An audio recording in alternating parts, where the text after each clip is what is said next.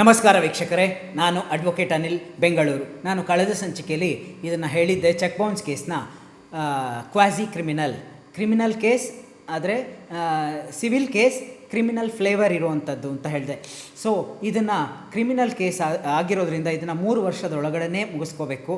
ಇದಕ್ಕೆ limitation of time ಅಂತ ಇರುತ್ತೆ. ಎಲ್ಲದಕ್ಕೂ ಲಿಮಿಟೇಷನ್ ಆಫ್ ಟೈಮ್. ನಾವು ಹೇಗೆ ಚೆಕ್ಕನ್ನು 90 ದಿವಸದೊಳಗಡೆ ನಾವು ಕೋರ್ಟ್ಗೆ ಬ್ಯಾಂಕಿಗೆ ಪ್ರೆಸೆಂಟ್ ಮಾಡಬೇಕು, ಎಷ್ಟು ಸತಿ ಬೇಕಾದರೂ ಮಾಡ್ಬೋದು.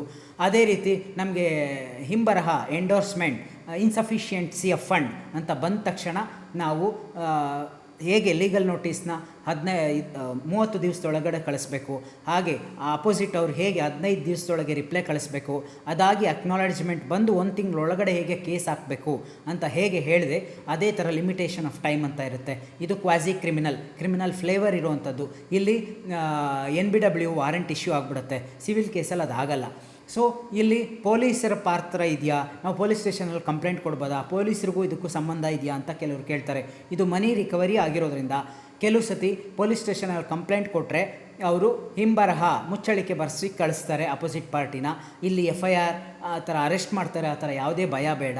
ಸೊ ಇಲ್ಲಿ ಚೀಟಿಂಗ್ 420 417 ಪನಿಷ್ಮೆಂಟ್ ಫಾರ್ ಚೀಟಿಂಗ್ ಮತ್ತು 406 ಕ್ರಿಮಿನಲ್ ಬ್ರೀಚ್ ಆಫ್ ಟ್ರಸ್ಟ್ ಇದೆಲ್ಲ ಅಟ್ರ್ಯಾಕ್ಟ್ ಆಗಿರೋದ್ರಿಂದ ಪೊಲೀಸ್ ಅವರಿಗೆ ಲಿಮಿಟೆಡ್ ಪವರ್, ಅರೆಸ್ಟ್ ಮಾಡುವಂಥ ಪವರ್ ಇಲ್ಲ, ಲಿಮಿಟೆಡ್ ಪವರ್ ಇರುತ್ತೆ. ಸೊ ಅದಕ್ಕೆ ಪೊಲೀಸ್ ಸ್ಟೇಷನಲ್ಲಿ ಇದನ್ನು ಆದರೆ ಸೆಟ್ಲ್ಮೆಂಟ್ ಮಾಡ್ಕೋಬೋದು, ಇಲ್ಲ ಅಂದರೆ ಕೋರ್ಟಲ್ಲಿ ಸೆಟ್ಲ್ಮೆಂಟ್ ಮಾಡ್ಕೊಳ್ಳೋವಂಥದ್ದು ಇದ್ದೇ ಇದೆ.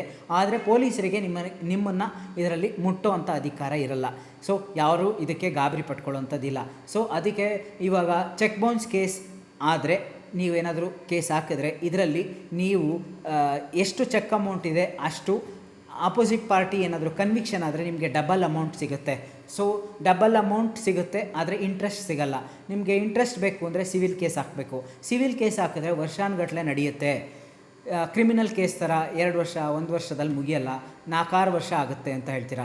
ಅದಕ್ಕೆ ಇನ್ನೊಂದು ಟೆಕ್ನಿಕ್ ಇದೆ. ಸೊ ಸಿವಿಲ್ ಕೇಸಲ್ಲಿ ಯಾವ್ದು ಹಾಕಬೇಕು, ನಾನು ನಿಮಗೆ ಹೊಸಪೇಟೆಯಿಂದ ವಿಡಿಯೋ ಮಾಡಿದಾಗ ಹೇಳಿದ್ದೆ.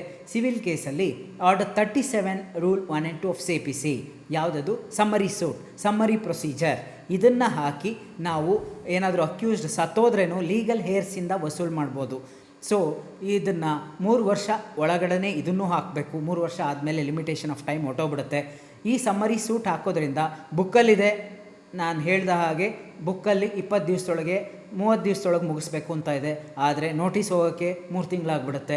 ಸೊ ಯಾವುದು ಬುಕ್ಕಲ್ಲಿರೋ ಹಂಗೆ ನಡೆಯಲ್ಲ. ಇಲ್ಲೂ ಎಷ್ಟೋ ಜನ ಬರ್ತೀರಾ, ನಾವು TV ಗಳಲ್ಲಿ ನೋಡಿದ್ವಿ, ನ್ಯೂಸ್ ಪೇಪರಲ್ಲಿ ನೋಡಿದ್ವಿ, ಯಾವುದೋ ಕೇಸಲ್ಲಿ ಬಂದಿತ್ತು, ಹೈಕೋರ್ಟಲ್ಲಿ ಆರ್ಡ್ರ್ ಆಗಿದೆ, ಕೇಸನ್ನು 6 ತಿಂಗಳೊಳಗೆ ಮುಗಿಸ್ಬೇಕು, ಈ ಥರ ಕೇಸ್ಗಳನ್ನ 1 ವರ್ಷದೊಳಗೆ ಮುಗಿಸ್ಬೇಕು, ನಮ್ಮದು ಕೇಸ್ ಹಂಗೆ ಆಗುತ್ತಾ ಅಂತ ಕೇಳ್ತೀರಾ. ಅದು ಯಾವುದೋ ಸ್ಪೆಸಿಫಿಕ್ ಕೇಸ್ಗೆ ಹೈಕೋರ್ಟಲ್ಲಿ ಆ ಥರ ಡೈರೆಕ್ಷನ್ ಕೊಟ್ಟಿರ್ತಾರೆ, ಅಥವಾ ಇನ್ ಜನರಲ್ ಆಗೂ ಕೊಟ್ಟಿರ್ತಾರೆ. ಆದರೆ ಕೋರ್ಟ್ಗಳಲ್ಲಿ it is highly impossible. So ನಿಮ್ಮ ಪರ್ಟಿಕ್ಯುಲರ್ ಕೇಸ್ಗೆ ನೀವು ಹೈಕೋರ್ಟ್ಗೆ ಹೋಗಿ ಕನ್ವಿನ್ಸ್ ಮಾಡಿ ಯಾಕೆ ನಿಮಗೆ ಬೇಗ ಮುಗಿಸ್ಬೇಕು ಅಂತ ಕೋರ್ಟಿಂದ ಆರ್ಡ್ರ್ ತೊಗೊಂಬಂದರೆ ಮಾತ್ರ 6 ತಿಂಗಳು 3 ತಿಂಗಳು 1 ವರ್ಷದಲ್ಲಿ ಮುಗಿಯುತ್ತೆ. ಇಲ್ಲ ಅಂದರೆ ಯಾವುದು ಅಷ್ಟು ಈಸಿಯಾಗಿ ಡಿಸ್ಪೋಸಲ್ ಆಗೋಲ್ಲ. ಕೋರ್ಟಲ್ಲಿ 1000 ಕೇಸ್ ಇರುತ್ತೆ.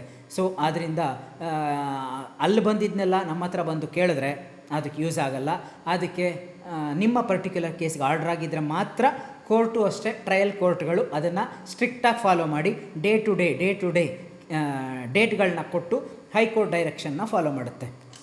ಸೊ ಈ ಚೆಕ್ ಬೌನ್ಸ್ ಕೇಸಲ್ಲೂ ಅಷ್ಟೇ ಮನಿ ರಿಕವರಿ, ಇದರಲ್ಲಿರುವಂಥದ್ದೇ ಮನಿ ರಿಕವರಿ.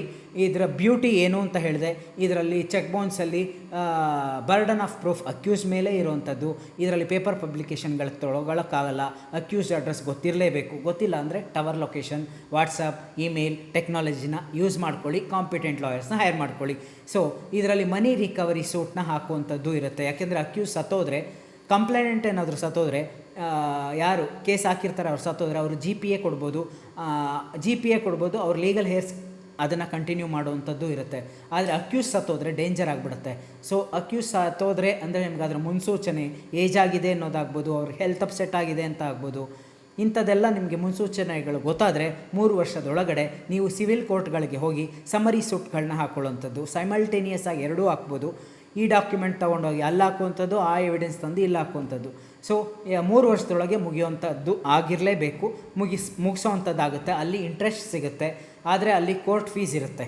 ಸಿವಿಲ್ ಕೋರ್ಟ್ಗೆ ಹೋದರೆ ನೀವು ಮನಿ ರಿಕವರಿ ಅಂತ ಹಾಕಿದ್ರೆ ಅದಕ್ಕೆ ನೀವು ಎಷ್ಟು ಲಕ್ಷ ಕೇಳ್ತೀರಾ ಅಷ್ಟಕ್ಕೆ ಕೋರ್ಟ್ ಫೀಸ್ ಅಂತ ಇರುತ್ತೆ. ಈ ಚೆಕ್ ಬೌನ್ಸ್ ಕೇಸ್ ಈ ಕ್ರಿಮಿನಲ್ ಕೋರ್ಟಲ್ಲಿ ಅದೊಂದಿರಲ್ಲ, ಅಲ್ಲಾದರೆ ಅದಿರುತ್ತೆ.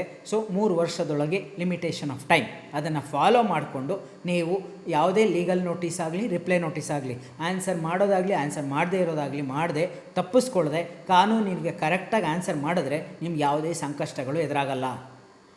ಅದೇ ರೀತಿ ಅಕ್ಯೂಸ್ಡ್ ಏನಾದರೂ ನಿಮ್ಮ ಪ್ರಕರಣಗಳನ್ನು 1-2 ಡೇಟಲ್ಲಿ ಮುಗಿಸ್ಕೋತೀನಿ ಅಂದರೆ ಟ್ರಯಲ್ ಕೋರ್ಟಲ್ಲಿ ವಿತಿನ್ 2 ಇಯರಿಂಗ್ಸಲ್ಲಿ ಮುಗಿಸಿದ್ರೆ 10% ಆಗ್ತಾರೆ. ಅದೇ ನೀವು ಸೆಷನ್ಸ್ ಕೋರ್ಟ್ಗೆ ಹೋದರೆ ವಿತಿನ್ 2 ಇಯರ್ಸಲ್ಲಿ ಹಿಯರಿಂಗ್ಸಲ್ಲಿ ಮುಗಿಸ್ತೀವಿ ಅಂದರೆ ಕಾಂಪ್ರಮೈಸ್ ಅಥವಾ ಸೆಟ್ಲ್ಮೆಂಟ್ ಆಗ್ಬೋದು, 15% ಆಗ್ತಾರೆ. ಹೈಕೋರ್ಟ್ಗೆ ಹೋದರೆ 15%, ಟ್ರಯಲ್ ಕೋರ್ಟಲ್ಲಿ 10%, ಸುಪ್ರೀಂ ಕೋರ್ಟ್ಗೆ ಹೋದರೆ 20% ಹಾಕ್ಬಿಡ್ತಾರೆ. ಸೊ ಈ ಚೆಕ್ ಬೌನ್ಸ್ ಕೇಸ್ ಅನ್ನೋದು ಹೀನಿಯಸ್ ಅಫೆನ್ಸ್ ಆಗ್ಬೋದು, ಹೀನಿಯಸ್ ಕೇಸ್ ಆಗಿಲ್ಲದೆ ಇರೋದ್ರಿಂದ ಇದು ಕಾಂಪೌಂಡಬಲ್ ಅಫೆನ್ಸ್, ಕಾಂಪ್ರಮೈಸಬಲ್. ಹೆಚ್ಚು ಇದು ಲೋಕ ಅದಾಲತಲ್ಲಿ ಹೆಚ್ಚು ಕೇಸ್ಗಳು ಡಿಸೈಡ್ ಆಗಿಬಿಡುತ್ತೆ. ಲೋಕ ಅದಾಲತ್ಗಿಂತ ಮುಂಚೆ ಕೆಲವರು ಲೀಗಲ್ ನೋಟಿಸ್ ಕೊಟ್ಟ ತಕ್ಷಣವೇ ಕೊಟ್ಟಿರೋ ಅಮೌಂಟ್ನ ಕೊಟ್ಬಿಟ್ಟು ಇನ್ನು ಕೋರ್ಟಿಗೆ ಅಲ್ದಾಡೋದೇ ಬೇಡ ಅಂತ ಸೆಟ್ಲ್ಮೆಂಟ್ ಮಾಡ್ಕೊಂಡವರು ಇದ್ದಾರೆ. ಸೊ ಈ ಚೆಕ್ ಬೌನ್ಸ್ ಅನ್ನೋದನ್ನು ಇದು ಸಿಂಪಲ್ ಆ್ಯಕ್ಟ್ ಆಗಿದ್ದರೂ ಇದನ್ನು ಸಿಂಪಲ್ ಆಗಿ ಯಾರೂ ತೊಗೊಳ್ಬೇಡಿ. ಯಾಕೆ ಅಂದರೆ ಡಬಲ್ ಅಮೌಂಟ್ ಚೆಕ್ ಅಮೌಂಟ್ನ ಯಾರು ಅಕ್ಯೂಸ್ಡ್ ಇರ್ತಾರಲ್ಲ ಅವ್ರ ಮೇಲೆ ಕೋರ್ಟಲ್ಲಿ ಕನ್ವಿಕ್ಷನ್ ಆರ್ಡ್ರ್ ಆಗಿಬಿಡುತ್ತೆ. ಒಂದು ಸತಿ ಕನ್ವಿಕ್ಷನ್ ಅಂತ ಆಗಿಬಿಟ್ರೆ ನೀವು ಸೆಷನ್ಸ್ ಕೋರ್ಟ್ಗೆ ಹೋದರೆ ಸೆಷನ್ಸ್ ಕೋರ್ಟಲ್ಲಿ ಆರ್ಡ್ರ್ ಮಾಡುತ್ತೆ 20% ನೀವು ಕಟ್ಬಿಟ್ಟು ಇಲ್ಲಿಗೆ ಬರಬೇಕು ಅಂತ. ಆಮೇಲೆ ಹೈಕೋರ್ಟ್ಗೆ ಹೋದರೂ ಇದೇ ಥರ ಆಗುತ್ತೆ. ಸೊ ನಾನು ಯಾವಾಗಲೂ ಹೇಳ್ತೀನಿ, trial court, supreme court. Trial ಕೋರ್ಟಲ್ಲಿ ಎವಿಡೆನ್ಸು, ಕ್ರಾಸು ಎಲ್ಲ ಆಗುತ್ತೆ. ಈ ಕ್ರಾಸ್ ಎಕ್ಸಾಮಿನೇಷನ್ ಮಾಡೋದು ಕಂಪ್ಲೇನೆಂಟ್ನ ಅಕ್ಯೂಸ್ಡ್ಗೆ ಒಂದು ಪ್ರೊಟೆಕ್ಷನ್. ಸೊ ಈ ಪ್ರೊಟೆಕ್ಷನ್ನ, ಕ್ರಾಸ್ ಎಕ್ಸಾಮಿನೇಷನ್ನ ಕರೆಕ್ಟಾಗಿ ಮಾಡಿದ್ರೆ ಅಲ್ಲೇ ಡಿಸೈಡ್ ಆಗಿಬಿಡುತ್ತೆ. ಕಂಪ್ಲೇನೆಂಟ್ಗಳು ಅಲ್ಲೇ ಸೋತೋಗ್ತಾರೆ, ಅಲ್ಲೇ ಅವ್ರು ಸೆಟ್ಲ್ಮೆಂಟಿಗೆ ಬರುವಂಥದ್ದಿರುತ್ತೆ. ಸೊ ಈ ಯಾವುದೇ ಸ್ಟೇಜ್ಗಳನ್ನು ಅಕ್ಯೂಸ್ಡು ಏನಾದರೂ ನಿಮ್ಮ ಚೆಕ್ ಮಿಸ್ಯೂಸ್ ಆಗಿದೆ, ನಾನು ಸೆಕ್ಯೂರಿಟಿಗೆ ಅಂತ ಕೊಟ್ಟಿದ್ದನ್ನ ಇವರು ಎತ್ಕೊಂಡೋಗಿ ಕೋರ್ಟ್ಗೆ ಪ್ರೆಸೆಂಟ್ ಮಾಡಿಬಿಟ್ಟಿದ್ದಾರೆ, ನಾನು ಕೊಡಬೇಕಾಗಿರೋದು 5 ಲಕ್ಷ ಇವರು 10 ಲಕ್ಷ ಅಂತ ಬರ್ಕೊಂಬಿಟ್ಟಿದ್ದಾರೆ, ಅಥವಾ 20 ಲಕ್ಷ ಅಂತ ಬರ್ಕೊಂಬಿಟ್ಟಿದ್ದಾರೆ, ನನ್ನ ಇದು ಸೆಕ್ಯೂರಿಟಿಗೆ ಅಂತ ಕೊಟ್ಟಿದ್ದನ್ನು ನಾನು ದುಡ್ಡು ಕೊಟ್ಟ ಮೇಲೆ ವಾಪಸ್ ನನಗೆ ಕೊಡದೆ ಅದನ್ನು ಕೋರ್ಟಿಗೆ ತೊಗೊಂಡೋಗಿ ಪ್ರೆಸೆಂಟ್ ಮಾಡಿಬಿಟ್ಟಿದ್ದಾರೆ, ಈ ಥರದ್ದೆಲ್ಲ ಆಗಿದರೆ ನೀವು ಕರೆಕ್ಟಾಗಿ ಟ್ರಯಲ್ ಕೋರ್ಟಲ್ಲಿ ಎಲ್ಲ ಟ್ರಯಲ್ ಅಂದರೆ ಎವಿಡೆನ್ಸು, ಕ್ರಾಸು ಎಲ್ಲ ಕರೆಕ್ಟಾಗಿ ನಡೆಸಿದ್ರೆ ನೀವು ಇದರಿಂದ ಕನ್ವಿಕ್ಷನ್ ಆಗುವಂಥದ್ದು ತಪ್ಪಿ ನೀವು ಅಕ್ವಿಟಲ್ ಆಗ್ತೀರಾ. ಸೊ ಇಲ್ಲ ಅಂದರೆ ನೀವು ಸೆಷನ್ಸ್ ಕೋರ್ಟ್ಗೆ ಹೋದರೆ 20% ಕಟ್ಟಿ ಮತ್ತೆ ಅಲ್ಲಿ ಟ್ರಯಲ್ ಇರಲ್ಲ, ಮತ್ತೆ ಆರ್ಗ್ಯುಮೆಂಟ್ ಆಗುತ್ತೆ, ಮತ್ತೆ ನಿಮ್ಮ ಕೇಸ್ ವಜಾ ಆಗುತ್ತೆ. ಅದಕ್ಕೆ ಹೇಳೋದು, ಎಲ್ಲ ಇದು ಸಿಂಪಲ್ ಆ್ಯಕ್ಟೇ ಆಗಿದ್ರು ಚೆಕ್ ಬೌನ್ಸ್ ಕೇಸ್ ನಾವು ಹೋಗೋದೇ ಬೇಡ ಕೋರ್ಟ್ಗೆ ಅಂತ ಇಗ್ನೋರ್ ಮಾಡಬೇಡಿ. ನೀವು ನಿಮ್ಮ ಲಾಯರ್ಗಳಿಗೆ ಕೇಸ್ ಕೊಟ್ಟ ತಕ್ಷಣ ನೀವು ಏನಾಗ್ತಾ ಇದೆ ಅಂತ ಅಪ್ಡೇಟ್ಗಳನ್ನ ತೊಗೊಂಡು ಕೋರ್ಟ್ಗಳಲ್ಲಿ ಪ್ರೆಸೆಂಟೇಷನ್ನ ನೋಡಿ ಮುಂದುವರೆದ್ರೆ ಯಾವುದೇ ಒಂದು ದುರಂತಗಳು ಆಗಲ್ಲ. ಇಲ್ಲ ಅಂದರೆ ತುಂಬ ಕಷ್ಟಗಳಾಗ್ಬಿಡುತ್ತೆ. ಯಾವ ರೀಸನ್ಗಳಿಗೆ ಚೆಕ್ ಬೌನ್ಸ್ ಆಗುತ್ತೆ ಅಂದರೆ, ಸಿಗ್ನೇಚರ್ ಮಿಸ್ಮ್ಯಾಚ್ ಆಗಿದ್ದರೆ, ಅಕೌಂಟ್ ಕ್ಲೋಸ್ಡ್ ಅಂತ ಬಂದರೆ, ಇನ್ಸಫಿಷಿಯನ್ಸಿ ಆಫ್ ಫಂಡ್ ಅಂತ ಬಂದರೆ, ಇಂಥ ಎಲ್ಲ ಕಾರಣಗಳಿಗೆ ಚೆಕ್ ಬೌನ್ಸ್ ಆಗುವಂಥದ್ದು. ಸೊ ಅದರಲ್ಲಿ ಚೆಕ್ ರಿಟರ್ನ್ ಮೆಮೋದಲ್ಲಿ ಬರೆದಿರುತ್ತೆ ಏನು ಕಾರಣಕ್ಕೆ ಈ ಥರ ಆಗಿದೆ ಅಂತ. ಸೊ ಅಕ್ಯೂಸ್ಡ್ಗಳಿಗೆ ಚೆಕ್ನ ಅಕ್ಯೂಸ್ಡ್ಗಳು ಕಂಪ್ಲೇನೆಂಟ್ಗೆ ಕೊಡಬೇಕಾದ್ರೆ, ಕಂಪ್ಲೇನೆಂಟು ಹಣ ಕೊಡಬೇಕಾದ್ರೆ ಅಕ್ಯೂಸ್ಡ್ಗೆ ಹಣನ ಹಿಂತಿರುಗಿಸಿ ಕೊಡುವಂಥ ಕೆಪಾಸಿಟಿ ಇದೆಯಾ ಅಂತ ನೋಡಿ, ಬ್ಯಾಂಕ್ ಅಕೌಂಟಲ್ಲಿ ಸಫಿಷಿಯೆಂಟ್ ಫಂಡ್ ಇದೆಯಾ, ಅವ್ರಿಗೆ ಪ್ರಾಪರ್ಟಿಗಳಿದೆಯಾ, ಅವರು ಅಡ್ರೆಸ್ಗಳನ್ನ ತಿಳ್ಕೊಂಡು ಅವರ ಪ್ರಾಪರ್ಟಿಗಳನ್ನ, ಈಗ ನಾನು ಹಿಂದಿನ ಇದರಲ್ಲಿ ಹೇಳಿದ ಹಾಗೆ ನೀವು ಪ್ರಾಪರ್ಟಿ ಮನಿ ರಿಕವರಿ ಹಾಕ್ಕೋಬೇಕು ಅಂದರೆ ನೀವು ಅವರ ಪ್ರಾಪರ್ಟಿನ ಅಟ್ಯಾಚ್ಮೆಂಟ್ಗೆ ಕೇಳ್ಬೋದು. ಪ್ರಾಪರ್ಟಿ ಅಟ್ಯಾಚ್ಮೆಂಟ್ ಕೇಳಬೇಕು ಅಂದರೆ ನಿಮಗೆ ಅಕ್ಯೂಸ್ಡ್ ಪ್ರಾಪರ್ಟಿ ಎಲ್ಲಿದೆ ಅಂತ ಗೊತ್ತಿರಬೇಕು. ನಿಮಗೆ ಪ್ರಾಪರ್ಟಿನೇ ಎಲ್ಲಿದೆ ಅಂತ ಗೊತ್ತಿಲ್ಲ ಅಂದರೆ ಪ್ರಾಪರ್ಟಿ ಅಟ್ಯಾಚ್ಮೆಂಟ್ಗೆ ಹಾಕೋಕ್ಕಾಗಲ್ಲ. ಸೊ ಮನಿ ರಿಕವರಿ ಅಂತ ಕೇಸ್ ಹಾಕಿದ ತಕ್ಷಣ ಮನಿ ರಿಕವರಿ ಆಗಿಬಿಡಲ್ಲ. ಮನಿ ರಿಕವರಿ ಕೊಡಿ ಅಂತ ಆರ್ಡ್ರ್ ಆಗುತ್ತೆ. ಅವ್ರು ಕೊಟ್ಟಿಲ್ಲ ಅಂದರೆ ಏನು ಮಾಡಬೇಕು?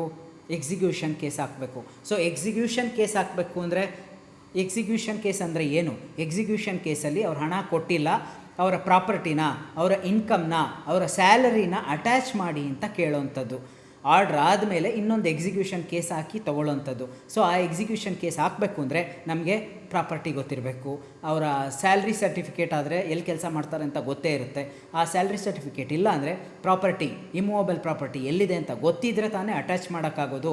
ಅದನ್ನು ನಮಗೆ ಮನಿ ರಿಕವರಿ ಆಗಿರುವಂಥ ಆರ್ಡ್ರನ್ನ ಎಕ್ಸಿಕ್ಯೂಷನ್ ಮಾಡಿಸ್ಕೋಬೇಕಂದ್ರೆ ಪ್ರಾಪರ್ಟಿ ಎಲ್ಲಿದೆ ಅಂತ ಗೊತ್ತಿರಬೇಕು. ಅದಕ್ಕೆ ಫಸ್ಟು ಅಕ್ಯೂಸ್ಡ್ ಅಡ್ರೆಸ್ನ ತಿಳ್ಕೊಂಡು ವರ್ಕಿಂಗ್ ಎಟ್ ರಿಸೈಡಿಂಗ್ ಎಟ್ ಎರಡೂ ತಿಳ್ಕೊಂಡಿದ್ರೆ ಸೋ ಬೆಟರ್. ಯಾಕೆಂದರೆ ಒಂದು ಕಡೆ ಅವ್ರು ಇಸ್ಕೊಂಡಿಲ್ಲ ಅಂದರೆ ಇನ್ನೊಂದು ಕಡೆ ತಗೊಳ್ಳೇಬೇಕು. ಸೊ ಈ ಕೆಲಸ ಮಾಡೋ ಜಾಗ ಆಗ್ಬೋದು, ಮನೆ ಆಗ್ಬೋದು, ಎರಡನ್ನೂ ತಿಳ್ಕೊಂಡು ಅದಿಲ್ಲ ಅದ್ರ ಜೊತೆಗೆ ಪ್ರಾಪರ್ಟಿ ಎಲ್ಲಿದೆ ಅಂತ ತಿಳ್ಕೊಂಡು ಮುಂದುವರೆದ್ರೆ ಯಾವುದೇ ಸಂಕಷ್ಟಗಳು ಎದುರಾಗಲ್ಲ. ಮುಂದಿನ ವಿಡಿಯೋದಲ್ಲಿ ನಾನು ಹಲವಾರು ಸೆಕ್ಷನ್ಗಳಿದ್ದಾವೆ, ಇದರಲ್ಲಿ ಒಂದು 10 ಸೆಕ್ಷನ್ಗಳಿದೆ. ಆ ಸೆಕ್ಷನ್ಗಳು ಏನೇನು ಹೇಳುತ್ತೆ, ಏನಾದರೆ ಏನಾಗುತ್ತೆ ಅನ್ನೋದನ್ನು ಮುಂದಿನ ವೀಡಿಯೋದಲ್ಲಿ ಹೇಳ್ತೀನಿ. ಅಲ್ಲಿವರೆಗೂ ನನ್ನ ವಿಡಿಯೋನ ಹೆಚ್ಚು ಸಬ್ಸ್ಕ್ರೈಬ್ ಮಾಡಿ, ಶೇರ್ ಮಾಡಿ. ನಿಮ್ಗೆ ಯಾವುದೇ ಲೀಗಲ್ ಪ್ರಾಬ್ಲಮ್ಸ್ ಇದ್ದರೂ ಲೀಗಲ್ ರೆಮಿಡಿ ನನ್ನ ಡಿಸ್ಕ್ರಿಪ್ಷನ್ ಬಾಕ್ಸಲ್ಲಿ ಅಡ್ರೆಸ್, ಕಾಂಟ್ಯಾಕ್ಟ್ ನಂಬರ್ ಇರುತ್ತೆ. ನೀವು ಎನಿ ಟೈಮ್ ಕಾಂಟ್ಯಾಕ್ಟ್ ಮಾಡ್ಬೋದು ಅಂತ ಹೇಳ್ತಾ ವಂದನೆಗಳು, ನಮಸ್ಕಾರ.